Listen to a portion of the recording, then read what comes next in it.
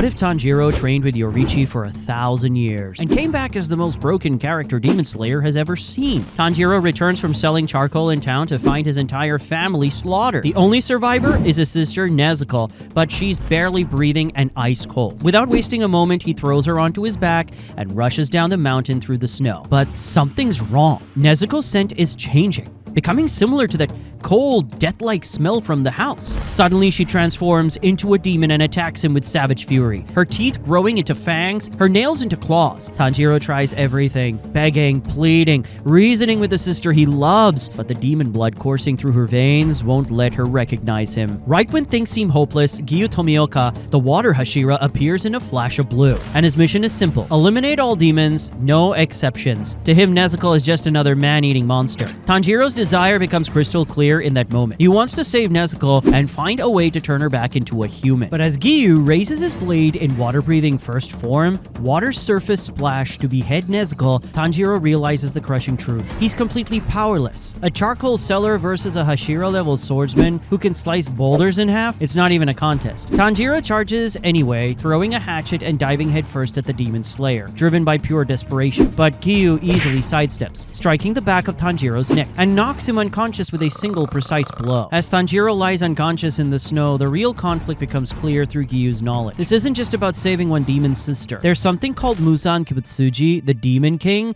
the first demon, an immortal monster who's been terrorizing humanity for over 1,000 years. Every demon, including Nezuko, carries Muzan's blood and is connected to him through cursed cells. The legendary Yoriichi Sugikuni, the sun-breathing master and the most powerful swordsman who ever lived, had Muzan completely helpless and still couldn't finish the job. How can someone with no training, no breathing techniques, no Nichiren blade possibly defeat an immortal being that's had centuries to perfect his blood demon arts? The answer seems impossible, but sometimes impossible situations require impossible solutions. As Tanjiro's emotions reach their breaking point, the grief, the rage, the desperate love for his sister, something incredible happens. His father's Hanafuda earrings, the same ones worn by the legendary Yoriichi centuries ago, begin to pulse with ancient energy. These aren't just ordinary earrings, they are infused with a fragment of Yoriichi's soul and contain a secret technique that's been dormant for generations. A final failsafe left behind by the sun-breathing master himself. Tanjiro's overwhelming emotions and his bloodline connection to the original sun-breathing user just activated this hidden power. The world dissolves into blinding golden light. Like the break of dawn, everything, Ɡyū, Nezuko, and the snow-covered forest vanishes. Tanjiro gets pulled into something that defies the laws of reality, the eternal training realm, a pocket dimension where time flows differently. Here's where it gets insane. Tanjiro can train for an entire millennium in this realm, and when he returns to the real world, not even a single heartbeat will have passed. Nezuko will still be lying in the snow, and Gyu's blade will still be mid-swing. It's the ultimate temporal cheat code, but it comes with a price that would shatter most people's minds. The moment Tanjiro materializes in the training realm, he gets obliterated. The gravity is 90 times higher than that of Earth's. The very air here is condensed spiritual energy that crushes down with the force of a mountain. It's like being at the bottom of the deepest ocean while simultaneously being struck by lightning. The realm itself is a hellscape designed to break warrior. The ground is made of obsidian that cuts your feet. The air burns your lungs, and the oppressive spiritual pressure makes every breath feel like swallowing molten metal. This is where Yoriichi's soul has been trapped for centuries, waiting for a worthy successor. For the first month, Tanjiro can't even lift his head. The pressure is so intense that his bones are constantly on the verge of snapping. His muscles tear from just trying to breathe. There's no food, no water, only the spiritual energy that both sustains and tortures him. He screams until his vocal cords rupture. He claws at the obsidian ground until his fingers are nothing but bone. He begs the empty sky to send him back to save Nezuko, but only echoes answer. Just when he's about to lose his sanity completely, a figure materializes from the golden mist.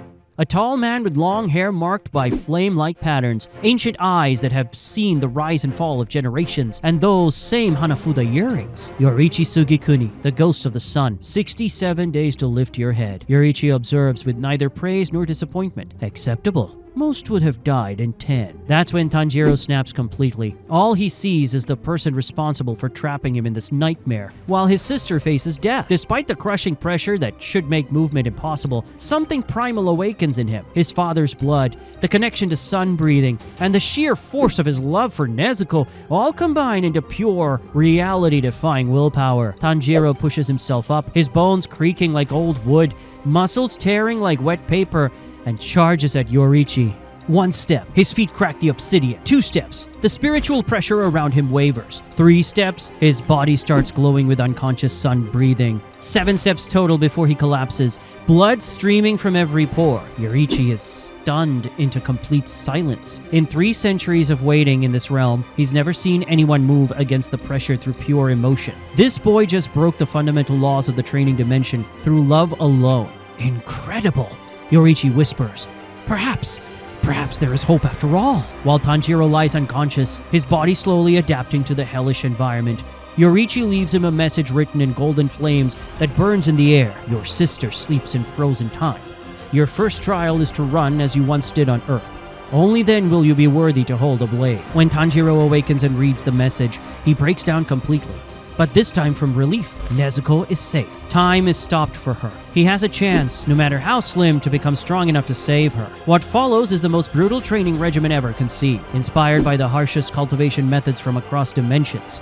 Years 1 to 50, foundation of suffering. The first half-century is pure physical conditioning that makes real-world torture look like a massage. Tanjiro must adapt to gravity that's not just stronger, but actively malicious. It shifts and changes, sometimes crushing him into the ground, sometimes trying to tear him apart in different directions. He runs across fields of razor-sharp obsidian that slice his feet to ribbons with each step. But he must keep running until the wounds heal faster than they can form. He carries massive boulders that get heavier with every step, training until the weight that once crushed him feels like carrying air. The realm itself fights against him. Phantom demons, made of pure spiritual pressure, attack him constantly, forcing him to dodge, weave, and counter while maintaining perfect breathing. These aren't real demons. They're manifestations of his own fear and doubt given form. Years 50 to 100. Breathing revolution. Yoriichi begins teaching him total concentration breathing, but not the watered-down version used by modern demon slayers. This is the original technique of breathing so intense it literally burns your lungs, so precise it can split atoms, so controlled it can stop your heart and restart it at will. Tanjiro must maintain this breathing while being pummeled by spiritual hammers that hit with the force of meteors. 1 lapse in concentration means broken bones and starting over. The pain is so intense that he often passes out mid-breath, only to wake up to Yoriichi's disappointed gaze. Again, is all Yoriichi ever says. A true sun-breathing user never stops, not even in death. Years 101 to 300, the forms of the sun. Now comes the swordsmanship training that redefines brutality. Yoriichi manifests a blade of pure sunlight and begins teaching the 13 forms of sun breathing. Each form must be practiced 10,000 times perfectly before moving to the next. 1 mistake, 1 imperfect angle, 1 moment of weakness, and Yoriichi's spiritual pressure slams into Tanjiro like a mountain, sending him flying across the realm. The first form, dance. Tanjiro must move like flowing water while maintaining the power of a hurricane. He practices this while spiritual chains try to bind his limbs, while phantom arrows rain from the sky, while the very ground beneath him shifts and cracks. The second form, clear blue sky, an overhead slash that must cut through dimensions themselves. Tanjiro practices this while hanging upside down from spiritual threads, while his arms are weighed down by anchors that grow heavier with each swing. Each form builds on the last, creating a symphony of destruction that gradually reshapes Tanjiro's very existence. By the year 200, his sword swings create sonic booms. By the year 250, his breathing can purify the very air around him. And by the year 300, he's no longer quite human. Years 301 to 500, forging the impossible. This is where the training becomes truly insane. Yoriichi reveals the truth. The 13th form doesn't exist yet. It's a theoretical technique. The perfect combination of all 12 forms in an endless cycle that could theoretically kill any demon instantly. For 2 centuries, they work on creating this impossible technique. Tanjiro must perform all 12 forms simultaneously while maintaining perfect total concentration breathing while under assault from every direction. The failures are catastrophic. When he messes up the sequence, the conflicting energies tear through his body like chainsaws. He dies 17 times during the training, only to be revived by Yoriichi's spiritual energy so the training can continue. Death is just another obstacle to overcome, Yoriichi explains calmly as he resurrects Tanjiro for the 18th time. A true warrior transcends even mortality. Years 501 to 17, Transcendence. By now, Tanjiro has surpassed every human limitation. The Demon Slayer mark appears naturally, not as a burden that shortens life, but as a permanent enhancement that makes him a living weapon. His body temperature runs so hot that snow melts around him. Yet his control is so perfect that he can hold a flower without it wilting. He awakens the transparent world, but not just the ability to see through things, He can perceive the flow of life itself, predict movements before they've even conceived, and see the weak points in reality itself. The training becomes cosmic in scope. Yoriichi creates pocket dimensions within the realm, each with different physics and different laws of reality. Tanjiro must master sun breathing in a world where gravity flows upward, in a dimension where time moves backward, in a realm where thoughts become physical attacks. Year 701 to 800. The Soul's Journey. Despite gaining godlike power, Tanjiro's heart remains pure. This period focuses on spiritual development that would make Buddhist monks weep with envy. He learns to separate his soul from his body, to commune with the spirits of those killed by demons, to understand the true nature of the curse that creates demons. This is when he develops his ultimate technique, sun breathing, 14th form, merciful dawn. It's not designed to kill, but to instantly purify demon blood and free corrupted souls without pain. The technique is so advanced that it reverses the fundamental nature of demonic transformation. Power without compassion is just destruction. Yoriichi notes with the first approval Tanjiro has ever heard from him. You have learned what I never could. Years 801 to 950. Mastery of all breathing. Yoriichi downloads the knowledge of every breathing style that ever existed or could exist directly into Tanjiro's mind. Water, thunder, beast, flower, serpent, sound, mist, love, stone, wind, but not just the basic forms. He learns the ultimate versions that existed only in theory. He masters Breath of the Moon from Kokushibo's memories stored in Yoriichi's soul. He develops new breathing styles by combining existing ones. Breath of the eclipse that merges sun and moon. Breath of the storm that fuses thunder and wind. Techniques so powerful they could reshape landscapes. Years 951 to 1000, the price of power. In the final decades, the true cost becomes clear. Yoriichi's soul, which has powered this realm for centuries, is finally fading. The legendary warrior who defeated countless demons, who made Muzan flee in terror, is dying a second death. But he doesn't fade quietly. In his final moments, Yoriichi makes the ultimate sacrifice. He fragments his soul and merges pieces of it directly into Tanjiro's being. Not just memories or techniques, but the very essence of what made Yoriichi the perfect warrior. Tanjiro gains not just power, but the accumulated wisdom of centuries, the tactical genius that made Yoriichi unbeatable, the perfect combat instincts honed by a lifetime of battle. He also inherits Yoriichi's greatest regret, his failure to save his brother and stop Muzan. I could not save those I loved, Yoriichi whispers as his form begins to fade. But you still can. You have surpassed me in every way that matters. The training realm begins to collapse as its creator disappears. Tanjiro, no longer quite human, no longer quite mortal, opens his eyes as reality reasserts itself. Tanjiro opens his eyes in the snow. Exactly 0 time has passed. Gyu's blade is still mid-swing towards Nezuko's neck, moving at what now seems like a snail's pace to Tanjiro's enhanced perception. But the blade never reaches its target. Moving faster than light itself, Tanjiro appears between them. He doesn't strike Gyu or hurt him. That would be overkill. Instead, he simply places one finger against the Hashira's chest and redirects his momentum, sending him gently but irresistibly flying backwards into a snowbank. To Gyu, it's like the world just glitched.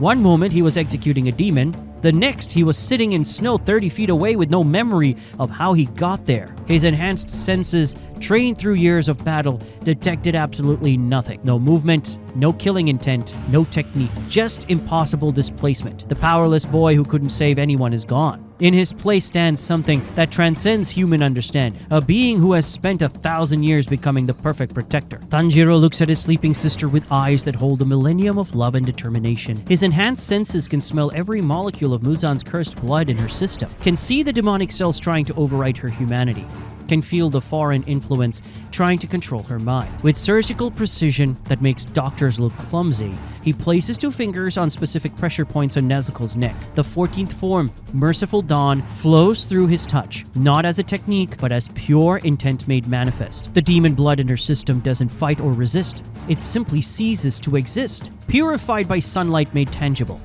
Nezuko's breathing deepens, her temperature returns to normal, and the fangs retract. She's still unconscious, but she's human again. The impossible has been accomplished in seconds. Gyu struggles to his feet, his mind reeling. "Who?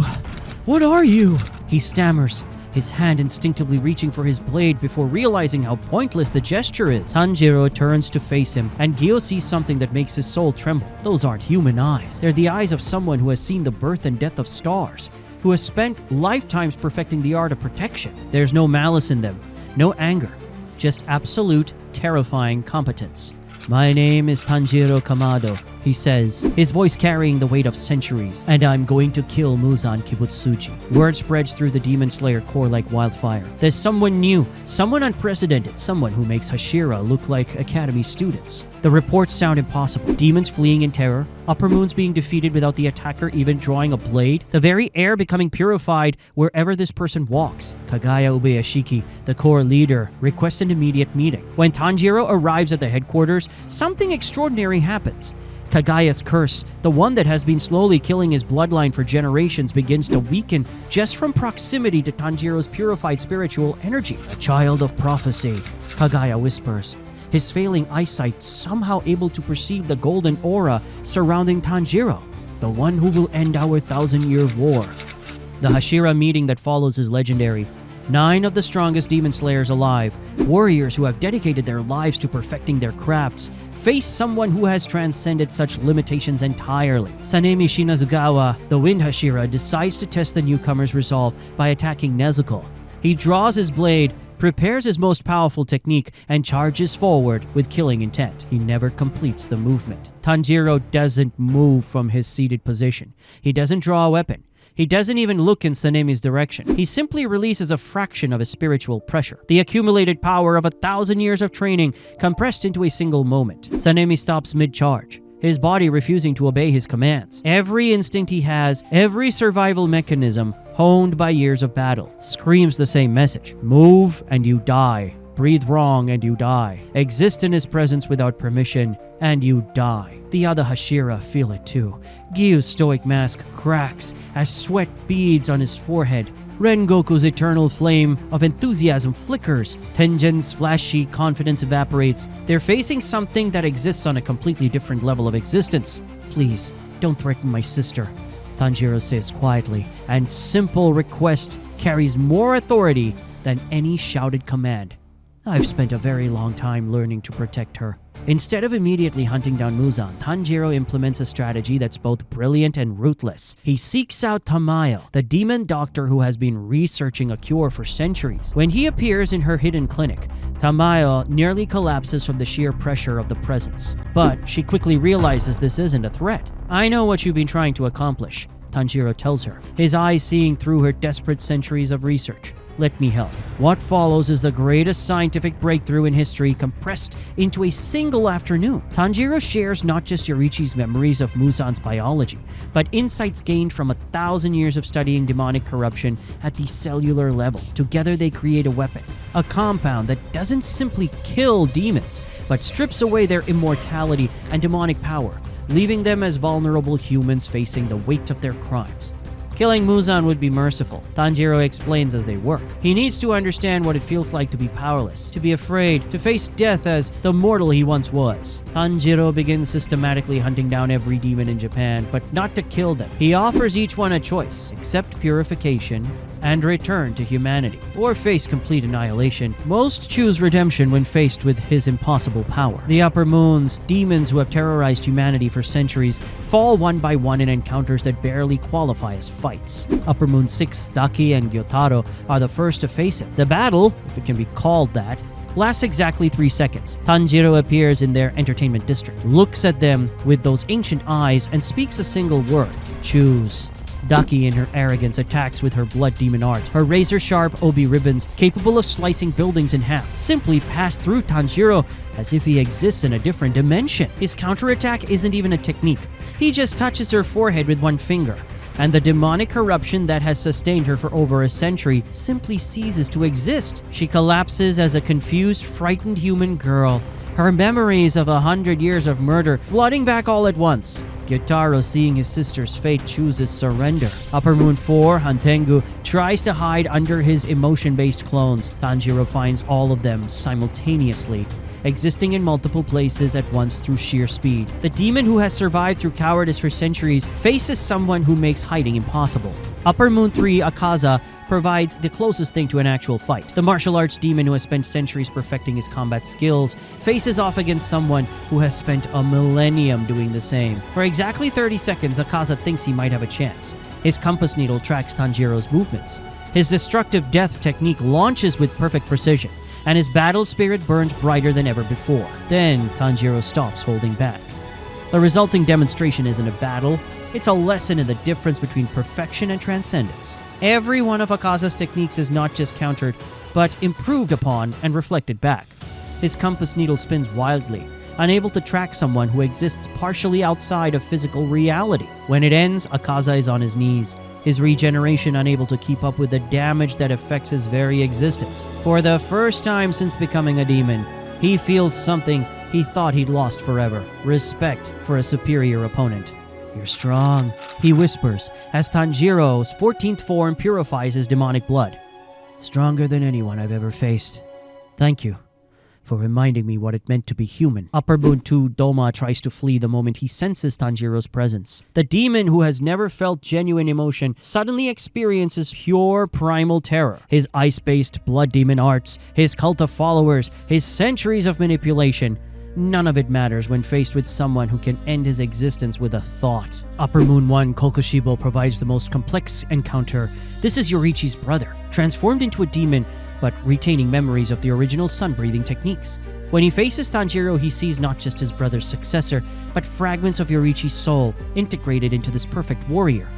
"Brother," Kokushibo whispers, his 6 eyes seeing the impossible truth. "You live on in him." The fight between them spans hours, not because Tanjiro needs the time, but because he wants to honor the memory of Yoriichi's relationship with his corrupted brother. Every technique Kokushibo learned as a human, every moon-breathing form he developed as a demon, Tanjiro matches them all while showing him what he could have become if he hadn't chosen the path of jealousy. In the end, Kokushibo doesn't die as a demon.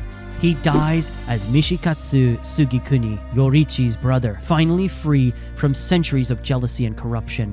When Muzan realizes that all his upper moons have fallen, that his 1,000-year empire is crumbling, he doesn't rage or plot. For the first time in his existence, the Demon King feels something he thought he'd forgotten: fear. He tries to hide, using every technique and ability at his disposal. He fragments himself into thousands of pieces and scatters across Japan. He possesses innocent humans and uses them as shields. He even attempts to flee the country entirely. None of it works. Tanjiro hunts him down with methodical precision, purifying each fragment as he finds it, forcing Muzan to reconstitute or face permanent destruction.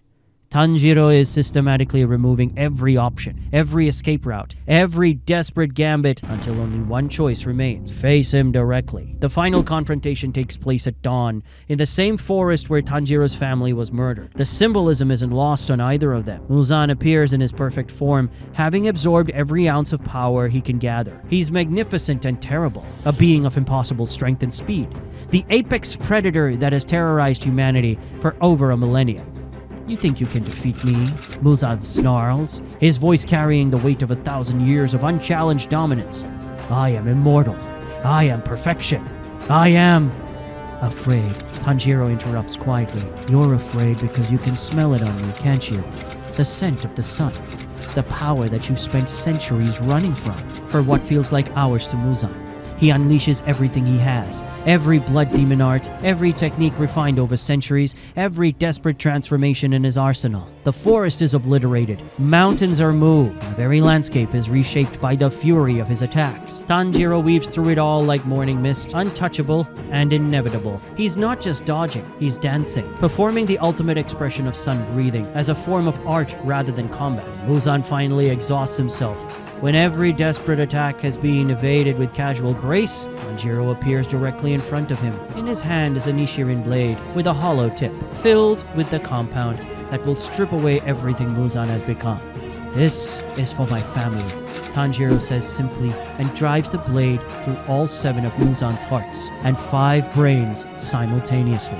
The scream that follows can be heard across 3 provinces. Muzan doesn't just lose his power, he loses his immortality, his regeneration, and his demonic strength. 1,000 years of accumulated might simply evaporates, leaving behind a frail, terrified human who suddenly remembers what it feels like to die. "No," Muzan whispers, his voice cracking with the weight of mortality. I was. I can't be." "Human," Tanjiro finishes. "You're human again, and now you get to face justice for everything you've done as the mortal you always were." Muzan doesn't die in battle. He's dragged away by the authorities.